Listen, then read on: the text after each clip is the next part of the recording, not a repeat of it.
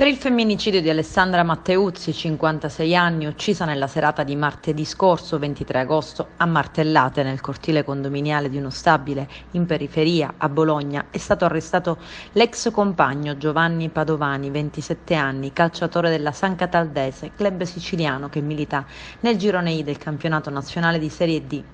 Le volanti sono intervenute alle 21:30 in seguito alle segnalazioni fatte da alcuni vicini di casa di una violentissima lite tra le mura domestiche. La donna è stata trovata sul pavimento con una profonda ferita alla testa e in stato di incoscienza. Trasportata in ospedale e morta poco dopo.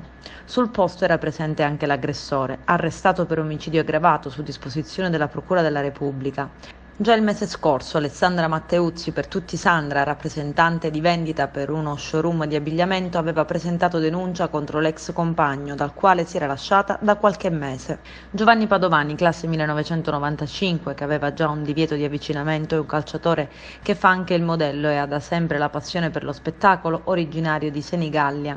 Difensore centrale, ha militato in diverse squadre di Serie C e di Serie D. In Sicilia negli ultimi 2 anni ha vestito le maglie di Troina e Giarre, segnando un gol in 28 partite. Attualmente è un tesserato della San Cataldese, team siciliano che milita nel girone I del massimo torneo dilettantistico. Padovani sarebbe arrivato a Bologna in aereo proprio dalla Sicilia per poi attendere la donna sotto casa. La San Cataldese condanna l'episodio e precisa che Padovani era stato già messo fuori rosa per essersi allontanato ingiustificatamente. Da qualche giorno infatti, a quanto pare, non si presentava più agli allenamenti.